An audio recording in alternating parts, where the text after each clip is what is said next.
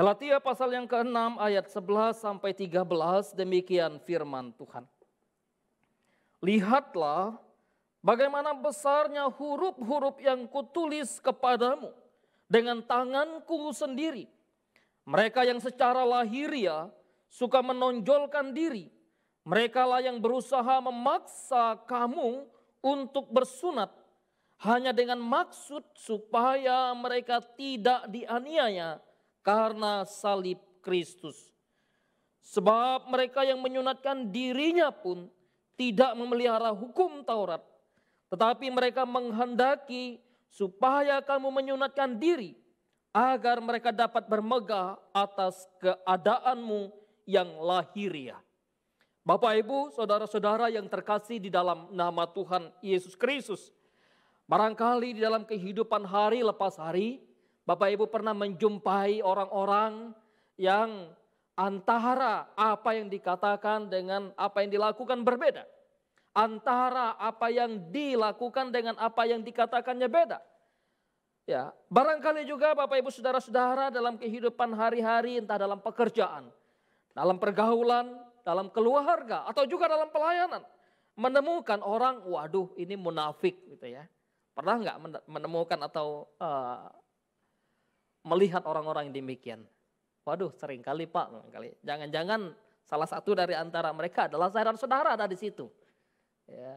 Oleh sebab itu ketika kita bicara tentang kemunafikan, maka menjadi sesuatu yang sangat penting untuk kita pikirkan. Kita semua tergoda, kita semua punya potensi untuk menjadi orang yang bermuka dua. Ya. Di satu sisi mau menyenangkan sini, di satu sisi mau melayan sini, gitu ya. Di satu sisi mau mengasihi Tuhan, tapi di sisi lain, waduh, ini sulit sehingga kemudian berkompromi. Di satu sisi kemudian, wah, ya ingin menyukai yang benar, tapi di sisi lain ingin menyukai yang jahat. Ibu bapak, saudara-saudara yang terkasih di dalam nama Tuhan Yesus Kristus, kita sudah cukup bergumul dengan kitab Galatia dari pasal yang pertama, kedua, ketiga, keempat, kelima sampai pasal yang ke-6 ini. Dan pada akhirnya di dalam bagian yang terakhir sebagai satu kesimpulan dari apa yang Paulus ingin sampaikan kepada jemaat Tuhan yang ada di Galatia. Ya. Apa yang Paulus katakan jelas dalam konteks ini Paulus menuliskan kepada orang-orang di Galatia tentang apa? Tentang siapa dan tentang bagaimana kehidupan para pengacau jemaat di Galatia. Dia menekankan tentang siapa dan bagaimana guru-guru palsu yang kemudian memberikan suatu pengajaran yang menyesatkan mereka. Kembali ditegaskan dalam bagian penutup ini oleh Paulus, dan tentunya ada satu komparasi yang sangat mencolok antara apa yang dilakukan oleh guru-guru palsu dengan seperti apa yang dilakukan oleh Paulus. Tentang bagaimana mereka mengajar, tentang bagaimana mereka melayani dengan apa yang Paulus lakukan. Oleh sebab itu tentu bicara tentang kemunafikan menjadi sesuatu yang sangat ditekankan di dalam ayat yang kita baca dalam pasal yang ke-6 ayat 11 sampai 13 tadi.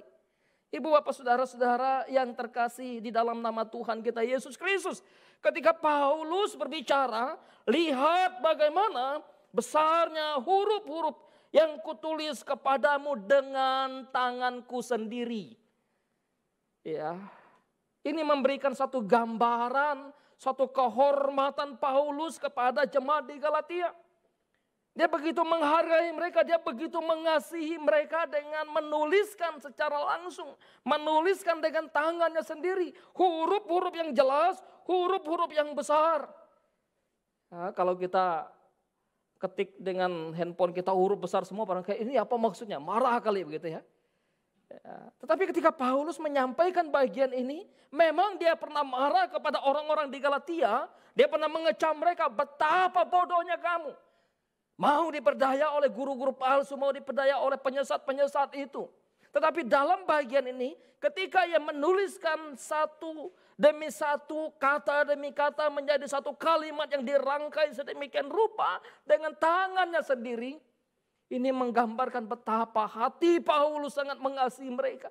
Hati Paulus sangat mencintai jemaat Tuhan yang ada di Galatia.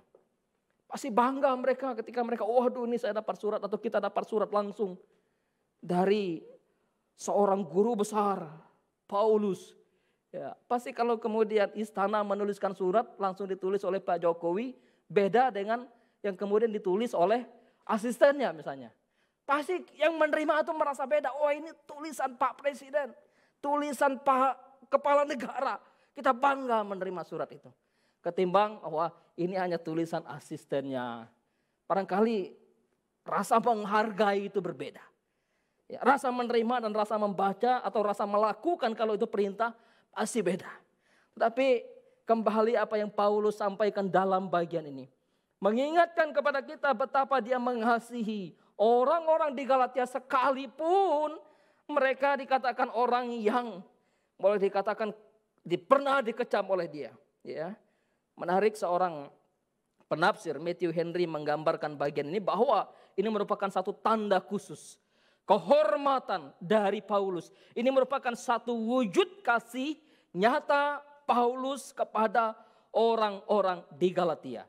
Walaupun ada orang-orang yang kemudian menggambarkan, wah mungkinkah Paulus menuliskan dengan satu huruf yang besar karena memang dia mengalami cacat. Ada yang mengatakan bahwa dia cacat penglihatan sehingga dia mesti menggunakan huruf yang besar. Tetapi dasar itu tentu tidak terlalu kuat untuk menggambarkan bagian ini. Oleh sebab itu dalam apa yang Paulus sampaikan bahwa ia ingin kembali menegaskan poin pentingnya. Ia ingin menegaskan kepada orang di Galatia bahwa tentang tabiat-tabiat guru-guru palsu. Bagaimana sebetulnya ketika kita memperhatikan tabiat-tabiat guru palsu. Atau ketika Paulus berbicara tentang satu kemunafikan dari kehidupan para guru-guru palsu yang datang kepada orang-orang di Galatia. Di dalam ayat yang ke-12 jelas dikatakan di situ mereka menonjolkan diri secara lahiriah dengan mengabaikan hal-hal yang batiniah. Jadi hal-hal yang lahiriah lah yang diperlihatkan oleh mereka. Ya, itulah gambaran pertama kemunafikan. Orang yang munafik seringkali menggambarkan atau menunjukkan hal-hal yang bersifat lahiriah di dalam kehidupannya. Terlihat sesuatu yang terlihat kalau kita membaca Injil baik Matius, Markus, Lukas dan Yohanes. Ketika Yesus dalam pelayanannya, ia melihat bagaimana sikap-sikap para ahli Taurat dan orang-orang Farisi. Berkali-kali dia mengecam mereka oleh karena apa? Oleh karena mereka hanya menunjukkan hal-hal lahiriah. Hal-hal lahiriah yang seperti apa yang dilakukan oleh orang-orang munafik. Di dalam kecaman Yesus kepada atau di dalam tulisan Injil-Injil. Pertama bahwa mereka selalu melakukan ibadah mereka, melakukan doa mereka di mana mereka bisa dilihat. Tadi tikungan-tikungan jalan, di persimpangan-persimpangan, di pasar-pasar. Kemudian bukan hanya itu, kemudian doa mereka dikatakan doa bertele-tele. Karena itu ketika Yesus mengajarkan tentang hal berdoa, jangan kamu berdoa seperti orang munafik. Tetapi kamu berdoalah kepada Bapa yang tidak melihat, yang tersembunyi itu, yang kemudian tidak terlihat di kasat matamu, kamu berdoa dengan sikap hati yang sungguh-sungguh kepada Allah. Bukan hanya itu, ketika Yesus mengecam ahli-ahli Taurat, orang-orang Farisi, bukan hanya tentang hal doa. Ketika mereka memberikan sedekah, sebelum mereka memberikan sedekah, maka harus ada canang dan gemerincing yang mereka bunyikan. Sehingga memberitahukan kepada orang bahwa saya sedang memberikan sedekah. Itu gambaran kehidupan orang munafik. Mereka menunjukkan hal-hal yang lahiriah, yang kemudian memamerkan kepada masyarakat, memamerkan kepada orang-orang di sekitar mereka. Tanda apa? Waduh, supaya dapat penghormatan. Supaya apa? Supaya kelihatan suci. Supaya apa? Supaya kelihatan kudus. Supaya apa? Supaya kelihatan baik. Oleh sebab itu ketika saya merenungkan bagian ini, saya juga merenung, waduh jangan sampai saya ketika saya melayani Tuhan, saya memamerkan diri saya. Saya menonjolkan diri saya. Kalau kita membaca tulisan-tulisan para rasul, waktu mereka melayani, meneliti kehidupan mereka, tidak pernah satupun di antara mereka yang mau memamerkan tentang siapa diri mereka. Siapa yang mereka kedepankan, siapa yang mereka pamerkan, siapa yang mereka sampaikan. Yesus Kristus, Anak Allah yang hidup, yang telah menjadi manusia datang ke dalam dunia, mati menebus dosa manusia. Berbeda dengan apa yang dilakukan oleh orang-orang fasik, oleh orang-orang yang munafik, oleh ahli-ahli Taurat dan orang-orang Farisi. Mereka justru memamerkan tentang siapa diri mereka dengan jubah keagamaan yang mereka pakai. Ya. Dan bahkan barangkali kalau bawa kitab mungkin kitabnya besar gitu ya. Tapi menarik sekali apa yang dikecam oleh Paulus atau apa yang disampaikan oleh Paulus kepada orang di Galatia tentang sikap kemunafikan. Bukan saja kemudian mereka menonjolkan hal-hal yang lahir ya. Mereka juga kemudian memerintahkan orang untuk melakukan tentang sunat. Sementara mereka sendiri dikatakan tidak menjalankan. Apa yang mereka perintahkan mereka tidak lakukan. Di dalam ayat yang ke-13 mereka memerintahkan untuk disunat. Memang mereka disunat, tetapi dikatakan mereka sendiri tidak melakukan hukum itu. Mereka sendiri tidak memelihara hukum. Karena sekalipun sunat mereka lakukan, ketika hukum-hukum yang lain mereka abaikan, maka rontoklah. Artinya tidak ada arti. Tidak ada gunanya. Kamu melakukan satu hukum ini, tapi hukum yang lain kamu abaikan. Kalau kita kemudian jalan di jalan, ya, lampu merah, ada 5 lampu merah yang akan kita lewati. Lampu merah pertama kita taat, lepas dari tilang polisi. Lampu merah kedua kita taat, ya, tidak ketangkap lah karena memang mentaati. Lampu merah ketiga taat, betul-betul taat. Lampu merah keempat taat. Lampu merah kelima karena saking barangkali buru-buru atau saking apa kita terobos, sementara di situ ada polisi. Lalu kita berkata kepada polisi, Pak polisi, saya sudah taat loh. Lampu merah 1, lampu merah 2, lampu merah 3, lampu merah 4. Masa hanya karena lampu merah 5 saya langgar, lalu saya dihukum. Lalu saya dianggap tidak taat.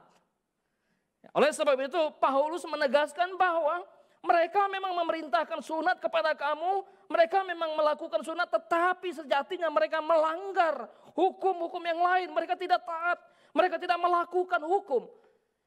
Sama saja. Ini satu kemunafikan di dalam keberagaman. Satu kemunafikan yang dijalani, yang dilakukan oleh para guru-guru palsu. Kalau kita membaca di dalam beberapa bagian, ya, ketika Alkitab memerintahkan kepada orang percaya bukan hanya kemudian mengandalkan hal-hal lahir, bukan memperhatikan hal-hal yang lahir, ya, tetapi bagaimana melakukan hal-hal yang batin ya. Sehingga Petrus mengingatkan kepada orang-orang percaya sebagai orang perempuan. Dandanmu yang seharusnya kamu berdandan, bukanlah kamu mendandan bagaimana lahir ya kamu. Tetapi bagaimana kamu mendandani dirimu dengan dandan batiniahmu, yaitu cinta kasih, kelemah lembutan, ketentraman yang lahir dari hatimu, yang berharga di hadapan Allah. Celakanya kita manusia seringkali ingin mendandan sesuatu yang terlihat. Tetapi yang tidak terlihat, yang tidak dilihat seringkali ditutup di sana. Ya, maka Yesus berkali-kali juga mengatakan kepada orang-orang Farisi dan ahli-ahli Taurat, mereka engkau seperti kubur yang berlapur putih, di atasnya bagus sekali, indah sekali. Ya, kelihatan bagus untuk dinikmati, bagus untuk dipandang. Coba buka ke dalamnya. Apa yang ada di sana? Kecuali tulang belulang. Itulah gambaran kehidupan kemunafikan orang beragama. Ketika mereka datang beribadah kepada Tuhan. Sejatinya mereka datang hanya beribadah dengan bibir mulut mereka. Yesaya pernah menubuatkan. Percuma bangsa ini datang dan beribadah kepada aku. Dengan bibir mulut mereka, mereka menyembah aku. Tetapi sejatinya hati mereka jauh daripadaku. Dan Paulus bicara kepada Timotius, gambaran kehidupan manusia di akhir zaman adalah mencintai diri, menyombongkan diri. Tetapi hati mereka jauh daripada Allah.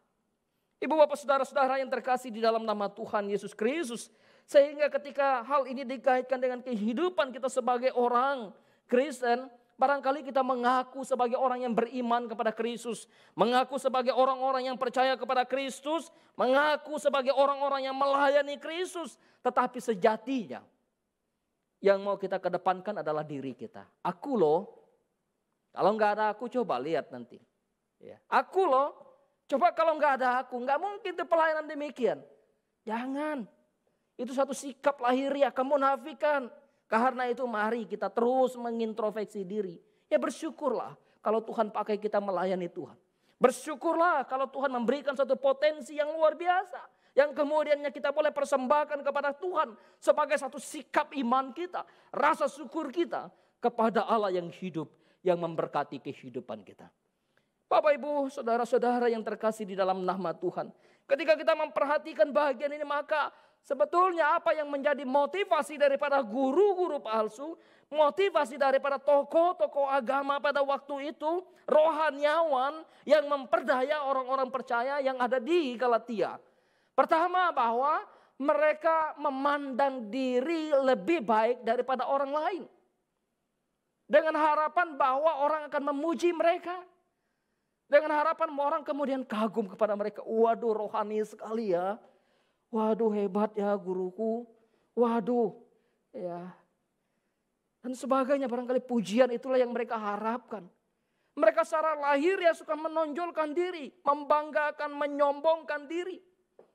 Bagus kalau disombongkan, barangkali potensinya memang betul-betul layak untuk disombongkan. Tetapi kalaupun layak, kita tidak layak untuk menyombongkan diri, membanggakan diri. Yang layak membanggakan diri, yang layak menyombongkan diri Allah. Tapi Allah justru merendahkan diri. Kalau mau sombong, yang layak sombong ya Kristus. Allah berkuasa. Ya, tetapi justru dia mengambil sikap sebagai hamba. Merendahkan diri. Waktu saya melihat bagian ini, waduh, saya kembali digugah oleh firman Allah. Oleh sebab itu apa yang dilakukan oleh guru-guru palsu, oleh rohaniawan ini adalah mereka menyombongkan diri. Dalam ayat yang ke-12, secara lahiriah mereka suka menyombongkan diri. Memamerkan tentang hal-hal yang lahiriah dari diri mereka. Bahkan cara mereka kemudian melakukan suatu paksaan terhadap orang lain. Ya, mereka berusaha untuk menjadi terdepan dalam hal-hal yang melakukan hal yang lahiriah. Berusaha untuk melakukan hal-hal yang barangkali terdepan.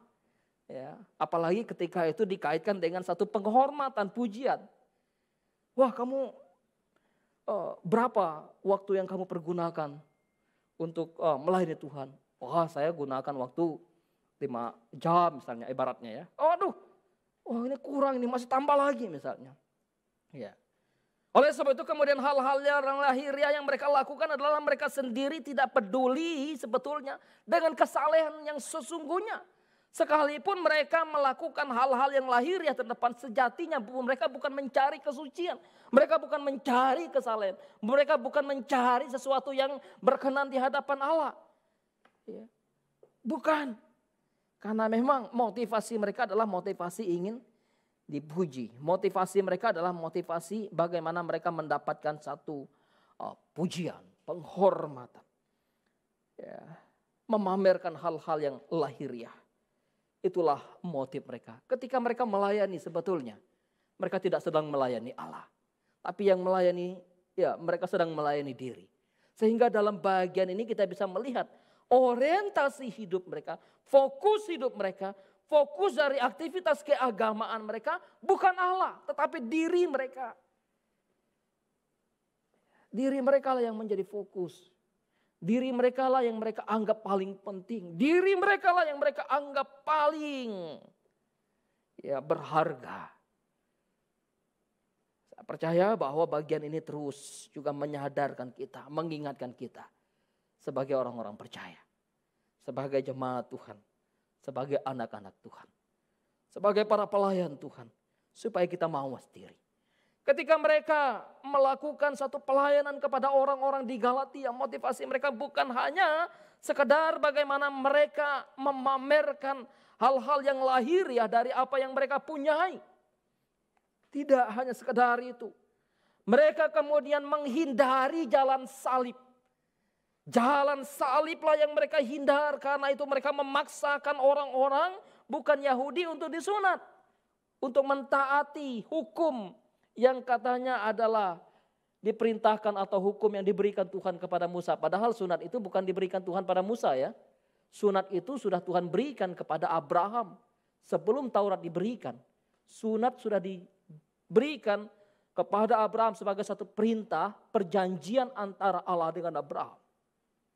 Tetapi ketika umat Israel, para rabi Yahudi apalagi dalam masa pembuangan mereka dan setelah mereka pulang dari pembuangan sebelum Kristus datang, maka rabi-rabi Yahudi berusaha untuk menafsirkan kitab yang ditulis oleh para nabi.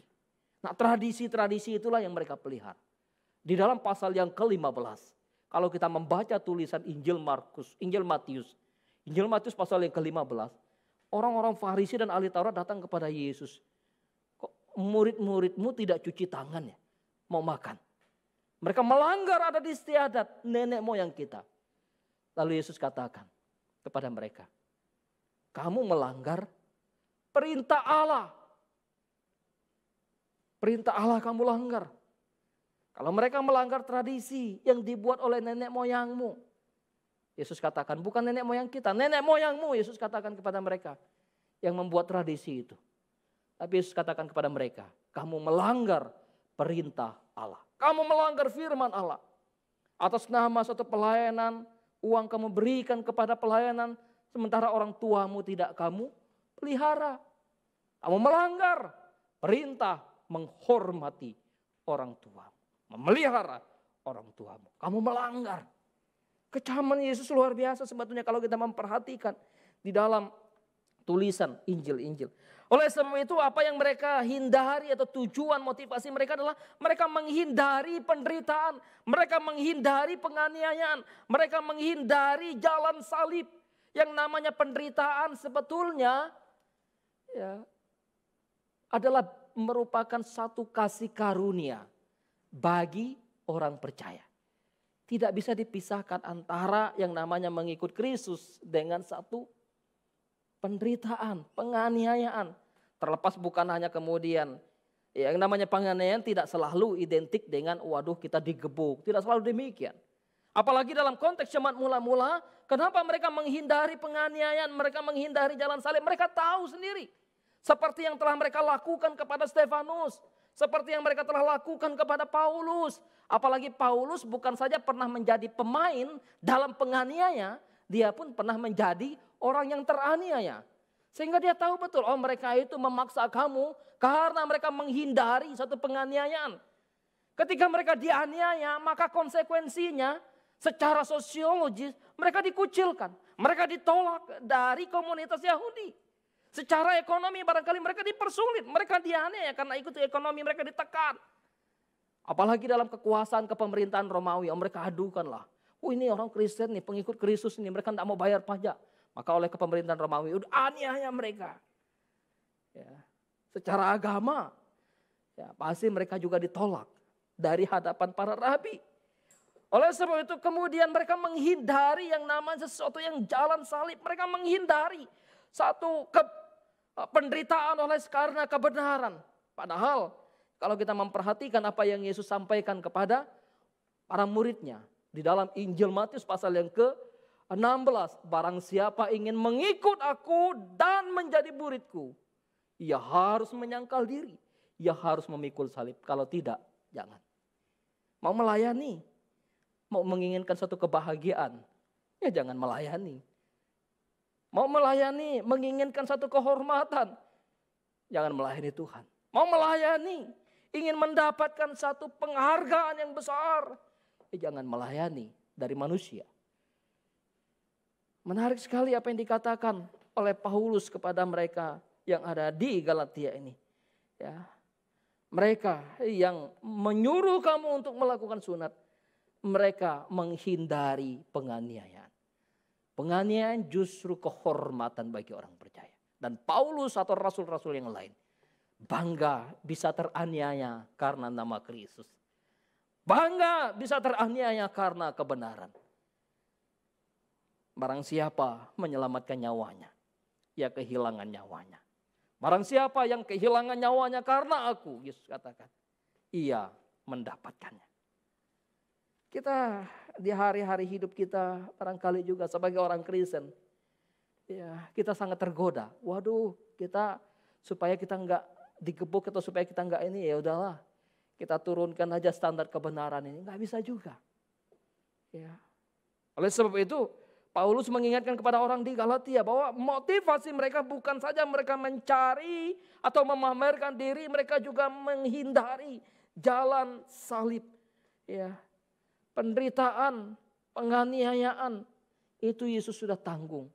Maka barang siapa mau ikut Kristus lalu mau ya enak-enak saja, barang siapa mau ikut Kristus berpikir bahwa tidak ada kesulitan hidup, itu adalah satu pemberitaan pembodohan di dalam kehidupan kekristenan. Justru kita menemukan suatu keunggulan kekristenan, penderitaan karena suatu kebenaran. Kalaupun kita menderita karena satu kebenaran, itu suatu kehormatan. Hal yang ketiga, kenapa para murid, guru-guru palsu ini, orang-orang yang menyebarkan pengajaran palsu, memperdaya orang percaya di Galatia, dan motivasi mereka adalah mencari satu keuntungan bagi diri mereka, mencari satu kemegahan bagi diri mereka. Mereka mau bagaimana dengan memberitakan sunat, dengan memberitakan hukum-hukum kepada orang-orang percaya di Galatia, mereka mendapatkan satu kemegahan, satu kehormatan, satu keuntungan. Agama dipakai untuk mengumpulkan pundi bagi diri, bagi pribadi. Menarik sekali ya. Jadi dijadikan satu transaksi untuk memperkaya diri. Padahal kalau kita memahami arti melayani Tuhan sesungguhnya, bagaimana pengorbanan, rela berkorban seperti Kristus rela berkorban. Cenderungnya kita mau ada untung enggak? Kalau saya datang ke gereja ada keuntungan enggak? Kalau saya beribadah saya dapat ampau enggak? Saya dapat makan enggak? Saya dapat ini enggak? Kalau saya melayani saya dapat apa fasilitas? Itu keuntungan ya. Karena itu Paulus katakan mereka yang memberitakan sunat, mereka yang memaksakan sunat kepadamu, mereka melakukan hanya untuk memenuhi maksud kedagingan mereka. Maksud kepuasan kedagingan mereka agar mereka dapat bermegah secara lahiriah. Mereka dapat bermegah, mereka dapat membanggakan diri, mereka dapat menyombongkan diri dan mereka dapat keuntungan.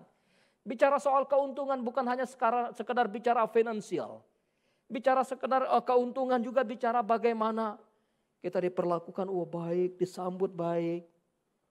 Kalau hanya sekedar disambut baik baru kita mau melayani, tidakkah kita ingat Kristus, siapa yang menyambut Kristus ketika dia datang ke dalam dunia?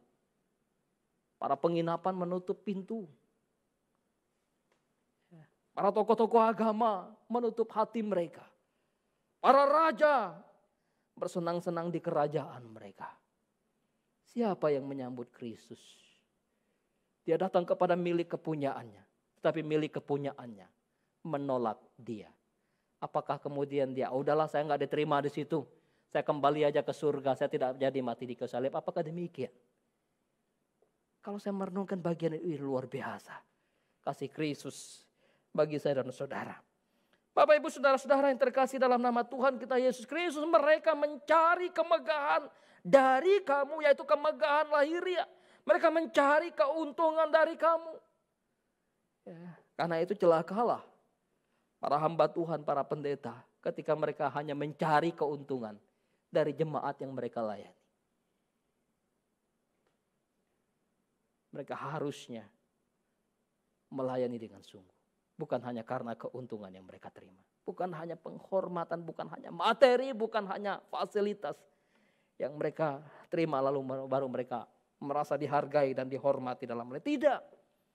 Mereka berpikir memajukan agama, tetapi sesungguhnya mereka adalah musuh terbesar di dalam agama itu sendiri. Mereka pikir karena ini adalah bagian dari orang-orang yang percaya dari Farisi. Mereka pikir dengan melakukan atau memaksakan sunat, mereka pikir kita memajukan kekristenan, memajukan Injil ini. Padahal mereka justru menjadi perusak di sana. Menjadi musuh di sana. Apalagi kalau kemarin kita habis PA ya. Kisah para Rasul pasal yang ke-15. Ya. Orang-orang Farisi orang-orang percaya yang berlatar belakang Farisi. Mereka memaksakan sunat kepada orang-orang percaya yang bukan dari latar belakang Yahudi kepada orang-orang di Antioquia.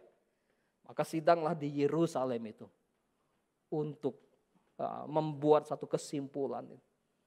Para rasul dan juga para tua-tua, para penetua dan juga para jemaat, utusan jemaat dari Antioquia. Sesuatu yang biasa, bagaimana kita melihat kebenaran yang Tuhan sampaikan kepada kita. Maka hati-hatilah di dalam kita melayani Tuhan. Hati-hatilah dalam beriman. Hati-hati di dalam sikap keberagamaan kita. Jangan sampai kita mengatasnamakan pelayanan. Padahal yang kita layani adalah diri, bukan Tuhan. Jangan sampai kita mengatasnamakan ke gereja. Lalu pada akhirnya yang kita tonjolkan adalah hal-hal lahiriah. Maka yang kita harus perhatikan adalah bagaimana suatu pembaharuan hati oleh kebenaran firman itu. Pembaharuan hidup oleh kuasa Roh Kudus itu. Sangat penting untuk kita miliki sebagai orang-orang yang percaya. Yang hidup dalam takut akan Tuhan. Hati-hati di dalam kehidupan keberagamaan kita. Banyak orang tidak mau lagi beragama karena melihat sikap orang-orang beragama yang memuakan. Beberapa waktu yang lalu saya pernah ditelepon dari salah satu kota. Seorang telepon saya, "Pak, bisa enggak saya diskusi sama Bapak?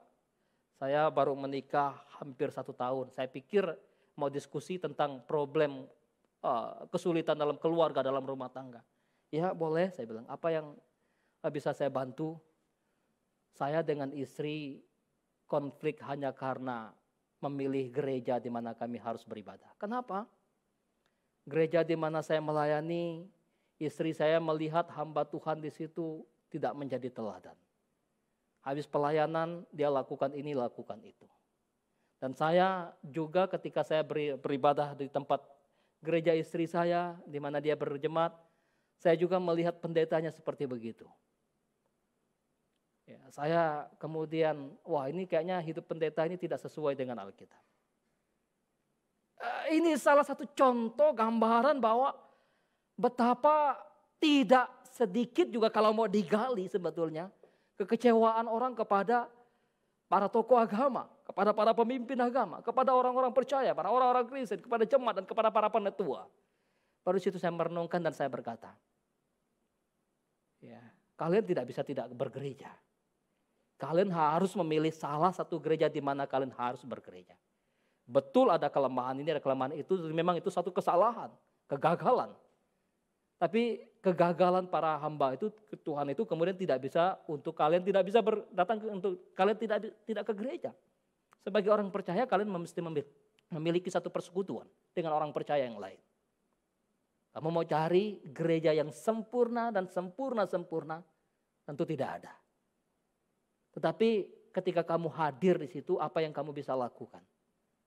Layani apa yang kamu bisa layani. Kerjakan apa yang kamu bisa kerjakan. Ya, kemunafikan di dalam beragama. Kemunafikan di dalam melayani Tuhan. Hati-hati, kita bisa menjadi batu sandungan bagi orang lain ketika kita melayani Tuhan. Tapi karena itu Pak saya nggak mau melayani, karena itu Pak saya nggak mau datang ke gereja. Nanti takut jadi batu sandungan. Nggak boleh juga.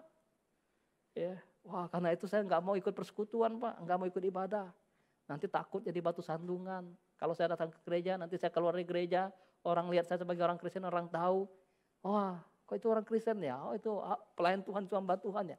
Lalu saya jadi batu sandungan, maka saya nggak mau datang ke gereja. Salah. Memang kegerejaan bukan pilihanmu. Kegerejaan itu adalah Tuhan yang memanggil kita untuk datang dan bersekutu dengan Tuhan. Ya. Oleh sebab itu, mari sebagai orang percaya yang hidup di tengah-tengah dunia zaman sekarang. Tantangan, pergumulan, kehidupan, keberagamaan seringkali membuat manusia muak. Tapi biarlah kita sebagai anak-anak Tuhan, sebagai orang percaya. Ayo, bertarunglah di tengah-tengah dunia ini. Melayanilah dalam satu sikap ketulusan hati. Melayanilah dalam satu sikap kemurnian di hadapan Tuhan. Biarlah Tuhan yang menolong, Tuhan yang memimpin kita. di dalam hidup sebagai umat-umat Tuhan. Kita tundukkan kepala, kita berdoa kepada Tuhan.